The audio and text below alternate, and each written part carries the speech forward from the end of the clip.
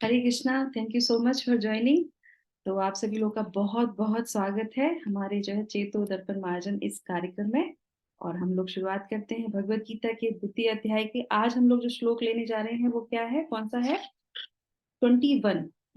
तो अभी हम लोग जो सांख्य योग पढ़ रहे हैं, सांख्य योग में भगवान जो है आत्मा और शरीर का विश्लेषणात्मक जो अध्ययन जिसको बोला जाता है उसकी व्याख्या कर रहे हैं। और श्लोक संख्या 30 तक वो यही जो है व्याख्या करेंगे, जिससे कि अच्छी तरीके से ये ज्ञान पता चल जाए। और जो भी इस ज्ञान को समझ लेता है, फिर उसके बाद बहुत सारे क्वेश्चंस और बहुत सारी जो है जिसके अंदर बहुत जो है जो है द्वंद्व चलता है जिनके मस्तिष्क में कि क्या करना है क्या नहीं करना है, क्या अपराध होते हैं क्या नहीं होते हैं, कौन करता है ये सारी चीजें, ये सारे प्रश्नों का हल मिल जाता है। इसीलिए बोलते हैं कि द्वितीय अध्याय क्या है, ये जो है जो अर्जुन के प्रश्न थे प्रथम अध्याय के, तो ये उसके उत्तर ही है इसमें, इसीलिए इसको भगवत गीता का सार बोलते हैं। ठीक है, तो शुरू करते हैं श्लोक संख्या 2 हरे से कृष्णा माता प्रणाम जी के हो साथ। गया। हरे कृष्णा माता जी। तो शुरू करते हैं प्रार्थनाओं के साथ।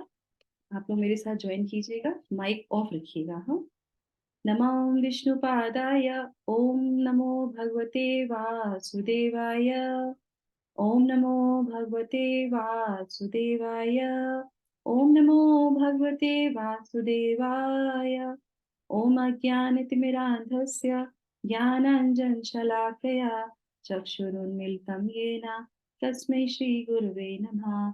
नमो विष्णुपादाय कृष्णपृष्ठाय भूतले श्रीमते भक्तिवेदांत स्वामिन् इति नामिने।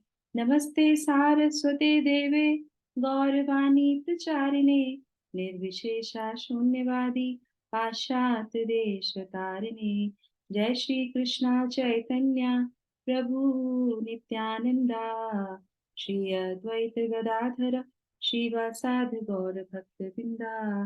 हरे कृष्णा कृष्णा कृष्णा हरे हरे, हरे राम राम राम हरे हरे। जगत गुरु श्रील प्रभुपाद की जय। भगवत वाणी भगवत गीता जी की जय। हरे कृष्णा। तो श्लोक संख्या 21, पेज नंबर है 79, अध्याय है 2। वेदा विनाशिनं नित्यं य एनमजमव्ययम्, कथं सा पुरुषः पार्थ कं घातयति हन्तिकम्। तो यहाँ पे भगवान क्या कह रहे हैं, अगेन भगवान ने अर्जुन को बोला है हे पार्थ। पार्थ का मतलब क्या बताया था? पृथा के पुत्र, कुंती के पुत्र। और बहुत प्यार से भगवान अर्जुन को हे पार्थ करके बुलाते हैं। जो व्यक्ति यह जानता है कि आत्मा अविनाशी है, अजन्मा है, शाश्वत है तथा अव्यय है, वह भला किसी को कैसे मार सकता है या मरवा सकता है? तो तात्पर्य में प्रभुपाद ने इसमें बहुत अच्छी तरीके से हमसे समझाया है। और भगवान यहाँ पे अर्जुन के उस प्रश्न का उत्तर दे रहे हैं जो उन्होंने प्रथम अध्याय के 44वें श्लोक में बोला था। ठीक है, तो पहले एक माता जी तात्पर्य पढ़ेंगे। चलिए हम पहले ले लेते हैं अध्याय 1 का 44वां श्लोक, जो पढ़ेंगी यहाँ पे उपस्थित माता जी। ओके, अर्चना माता जी आप श्लोक संख्या 44 अध्याय 1 का पढ़िए, और अध्याय 2 का जो है माता जी पढ़ेंगी दूसरी। बोल लीजिए जल्दी जल्दी से जी माता टाइम। माता जी, सिर्फ ट्रांसलेशन करना है। Translation, yes. हम्म, जगत गुरु श्रील प्रभुपाद की जय। ओह, कितने आश्चर्य की बात है कि हम सब जघन्य पाप कर्म करने के लिए उद्यत हो रहे हैं। राज्य सुख भोगने की इच्छा से प्रेरित होकर हम अपने ही संबंधियों को मारने पर तुले हैं। बस, Hare Krishna, thank you so much Archana माता हरे जी। तो कृष्ण। भगवान यहाँ पे क्या बोल रहे हैं, अर्जुन बोल रहे हैं हम सब। पर वहां पे तो युद्ध कौन करने जा रहा था? अर्जुन करने जा रहे थे, पांडव करने जा रहे थे। पर अर्जुन क्या कहते हैं कि हम सब, यानी कि भगवान कृष्ण भी जो है सबको मारने पे तुले हैं, है ना? तो इसी का जो है अर्थ जो है आंसर देते हैं भगवान इस श्लोक में। और क्या कहते हैं? कहते हैं कि जो व्यक्ति ये जानता है कि आत्मा अविनाशी है, अजन्मा है, तो ये सारा ज्ञान कौन दे रहे हैं? भगवान कृष्ण अर्जुन को दे रहे हैं, तो वो तो पहले से ही जानते हैं ना। तो वो कहते हैं कि तुम ये कैसे कह सकते हो कि मैं किसी को मरवा सकता हूँ या मैं किसी को मारता हूँ, क्योंकि मुझे ये ज्ञान है और उनको ज्ञान है, इसलिए वो ऐसा नहीं करते हैं। दूसरा आता है यहाँ पे, क्योंकि वो अर्जुन को बता रहे हैं कि तुम ये सोचते हो कि तुम ऐसा कर रहे हो, तो ऐसा भी नहीं है। और वही ज्ञान के साथ वो फिर जो है इसमें समझाते हैं, जो श्रील प्रभुपाद अपने शब्दों में समझाएंगे। तो एक माता जी जो है, मोना माता जी आप पढ़ लीजिए तात्पर्य जल्दी से, 21वें। 21 ना माता जी? हाँ जी। हाँ, प्रत्येक वस्तु की समुचित उपयोगिता होती है, और जो ज्ञानी होता है वह जानता है कि किसी वस्तु का कहाँ और कैसा प्रयोग किया जाए। इसी प्रकार हिंसा की भी अपनी उपयोगिता है, और इसका उपयोग इसे जानने वाले पर निर्भर करता है। यद्यपि हत्या करने वाले व्यक्ति को न्याय संहिता के अनुसार प्राण दंड दिया जाता है, किंतु न्यायाधीश को दोषी नहीं ठहराया जा सकता, क्योंकि वह न्याय संहिता के अनुसार ही दूसरे व्यक्ति पर हिंसा किए जाने का आदेश देता है। मनुष्यों के विधि ग्रंथ मनु संहिता में इसका समर्थन किया गया है कि हत्यारे को प्राण दंड देना चाहिए, जिससे उसे अगले जीवन में अपना पाप कर्म भोगना ना पड़े। अतः राजा द्वारा हत्यारे को फांसी का दंड देना एक प्रकार से लाभप्रद है। इसी प्रकार जब कृष्ण युद्ध करने का आदेश देते हैं, तो वह यह समझना चाहिए कि वह हिंसा परम न्याय के लिए है, और इस तरह अर्जुन को इस आदेश का पालन यह समझकर करना चाहिए कि कृष्ण के लिए किया गया युद्ध हिंसा नहीं है, क्योंकि मनुष्य या दूसरे शब्दों में आत्मा को मारा नहीं जा सकता है। अतः न्याय के हेतु तथा कथित हिंसा की अनुमति है। शल्प क्रिया का प्रयोजन रोगी को मारना नहीं, अपितु उसको स्वस्थ बनाना है। अतः कृष्ण के आदेश पर अर्जुन द्वारा किया जाने वाला युद्ध पूरे ज्ञान के साथ हो रहा है। इससे पाप फल की संभावना नहीं है। बोलो कृष्ण प्रसाद की। Hare Krishna. Thank you Hare so much Krishna. माता जी। तो यहाँ पे जो है क्या बता रहे हैं भगवान, की भगवान अगर किसी को, पहले बात तो वो दंड किसी को देते नहीं है, पहले बात तो वो किसी को मारते नहीं। क्यों? क्योंकि आत्मा जो है अविनाशी है, शाश्वत है, नित्य है, उसको कोई भी नहीं मार सकता। और जिसको ये ज्ञान होता है वो तो कैसे भी नहीं कर सकता। तो ये ज्ञान फिर वो अर्जुन को समझाते हैं कि तुम भी जो है ये सोच रहे हो कि पाप कृत्य में लगे हैं, तो कोई भी पाप कृत्य में नहीं लगता है।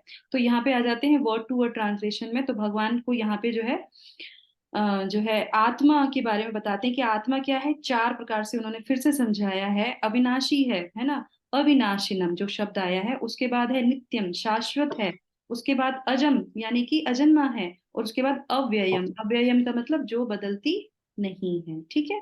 अब दूसरी पंक्ति में भगवान क्या करते हैं, दूसरी पंक्ति में भगवान प्रश्न करते हैं कि जो भी हम लोगों ने पढ़ा था कि ऐसे कैसे हो सकता है, जो ये जानता है, जो ये व्यक्ति जो इस चीज को समझता है, वो प्रश्न यहाँ पे बताते हैं।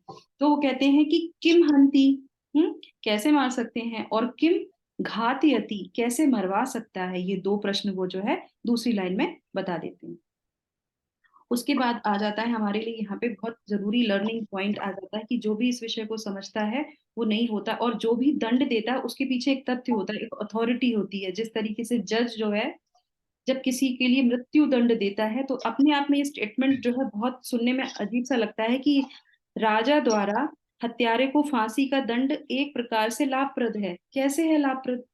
लाभप्रद इस प्रकार से है कि जिसने वो जो दंड किया है, तो उसके लिए वो जो जज है वो उसको दंड दे रहा है, तो उसी समय उसी शरीर के द्वारा जो किया गया कृत्य है वो इसी जन्म में समाप्त हो जाएगा। नहीं तो उसको दोबारा से जो है शरीर आएगा और उसके लिए उसको दंड भुगतना पड़ेगा। तो जब भी जिसको मृत्यु दंड देते हैं तो वो उसके लिए बिल्कुल सही होता है, क्योंकि उसने इतना जघन्य पाप किया है कि उसको मृत्यु मिलनी चाहिए, यानी कि शरीर का नाश करना। अगर नहीं करोगे तो तुम्हें भुगतना पड़ेगा, इसीलिए जो है उसको हत्या जो है मृत्यु दंड दिया जाता है। और उसके लिए जो है जज को हम जो है कोसते नहीं है, बोलते नहीं है, पर हाँ ऐसा होता है। दूसरा जो है बहुत अच्छा यहाँ पे आ जाता है, हम लोग जो है प्रैक्टिकली शिला प्रभुपाद ने किया शल्य क्रिया। शल्य क्रिया मतलब होती है जो डॉक्टर्स होते हैं, डॉक्टर क्या करते हैं, उनके हाथ में भी चाकू रहता है, नाइफ रहता है, और वो क्या करते हैं, काटते हैं। अब बोल सकते हैं कि आप भी तो जो है हमारा वध करने जा रहे हो, आप हमारे शरीर को जो है काट रहे हो, पीट रहे हो, तो आपको जो है दंड मिलना चाहिए। नहीं, उनके पास अथॉरिटी है, वो चाकू इसलिए लेते हैं कि आपके अंदर जो रोग है उसको बाहर निकाल सकें। तो इसी तरीके से हमें यहाँ पे क्या लर्निंग मिलती है, जो श्री कृष्ण भगवान है, वो जब भी किसी को अगर अगर कह रहे हैं कि युद्ध करो और इन लोगों को जो है वध करो, तो वो उनके लिए अच्छा ही है, न्यायप्रद है, अन्याय नहीं है, जो कि अर्जुन समझ रहे थे। तो बस इसी को यहाँ पे भगवान ने समझाया है। हमारे लिए लर्निंग क्या आती है? हमारे लिए लर्निंग आती है कि भगवान जो भी करते हैं वो हमेशा सही ही करते हैं। भगवत गीता में जो भी वो समझा रहे हैं, बस समझने की बात है। जैसे हम इस चीज को समझ लेंगे, हम अपने जीवन में भी फिर जो है उनके ऊपर जो है शक करना और एक द्वंद्व रखना कि हाँ ये ठीक नहीं है, भगवान पार्शल है, ऐसा कहीं भी नहीं है। भगवान कभी भी पार्शल नहीं होते किसी के साथ। हमारी समझ थोड़ी सी कम है, इसीलिए सांख्य योग समझाया जा रहा है कि आत्मा और शरीर में अंतर है। शरीर के साथ जो कृत्य किए जाते हैं वो अलग होते हैं, आत्मा के साथ जो है चीजें अलग होती हैं। उदाहरण के तौर पे आप ले सकते हैं कि भगवान ने कंस को मारा था। कंस को मारने के बाद, क्योंकि वो गलत कृत्य कर रहा था, तो उसके बाद उसकी क्या हुई, उसकी मुक्ति हुई, उसको तुरंत जो है चतुर्भुज फॉर्म मिली। और उसके बाद वो कहाँ चला गया, वो सीधे वैकुंठ चला गया। और इसी तरीके से एक बहुत अच्छा उदाहरण मैं आपको दे रही हूँ, पता नहीं आपने पहले सुना होगा कि नहीं सुना होगा। एक जो है वो था, असुर था, जिसका नाम था पंचजन्य। पंचजन्य एक असुर था, और उसको भगवान ने मारा था। और उसके बाद उसका उद्धार कैसे हुआ? उसका उद्धार ऐसे हुआ कि उसने जो है शंख की फॉर्म ले ली। शंख की फॉर्म ले ली, और फिर वो कहाँ विराजमान हुआ? भगवान के हाथ में। आप सोचिए, भगवान असुर का इस तरीके से उद्धार करते कि उनको हाथ में धारण कर लिया। और भगवान का नाम, शंख का नाम है पंचजन्य शंख, क्योंकि वो भगवान ने उसका उद्धार किया है। और वो हमेशा जो है भगवान के साथ विराजमान रहता है। इसी तरह से जैसे आप देख सकते हैं, जय विजय हैं, वो कोई नहीं थे, भगवान के ही जो है द्वारपाल थे, उनके भक्त थे। पर कुछ चीजों की वजह से, गलत की वजह से वो जो है धरा पे आते हैं, फिर उनको दंड मिलता है, और भगवान उन्हीं के साथ युद्ध करते हैं और उनका उद्धार करते हैं। तो यहाँ पे भी भगवान कौरवों का उद्धार करने के लिए ही कह रहे हैं कि तुम युद्ध करो। और ये सब जो है आत्माएं हैं। तो अगर कभी लगता है कि ऐसा गलत हो रहा है, पर ऐसा गलत होता नहीं है। ठीक है, तो ये हमें यहाँ से लर्निंग मिल जाती है कि हमें जो है आत्मा और शरीर के बारे में हमें समझना चाहिए। और ये चीजें जो है मनु संहिता में बोली गई हैं, और न्याय संहिता में भी ये सारी चीजों को प्रमाणिक बोला गया है, जो कि यहाँ पे शिला प्रभुपाद ने कोट किया है। तो हमें अपने भगवान से अपना कनेक्शन अच्छा रखना चाहिए।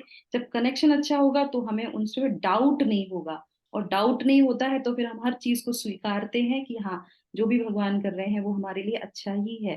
तो उसके लिए भगवान से जो है हमें हरे कृष्ण महामंत्र का हमेशा जप करना चाहिए पूरी श्रद्धा के साथ। और आप देखिएगा धीरे धीरे जो सारे द्वंद्व हैं वो शास्त्र के माध्यम से और भगवान के माध्यम से और भगवान के नाम के माध्यम से हमारे जीवन से दूर हो जाएंगे, है ना। हरे कृष्णा कृष्णा कृष्णा हरे हरे, हरे रामा राम रामा हरे हरे। जगत गुरु श्रील प्रभुपाद की जय। तो यहीं पे हम इसको विराम करते हैं।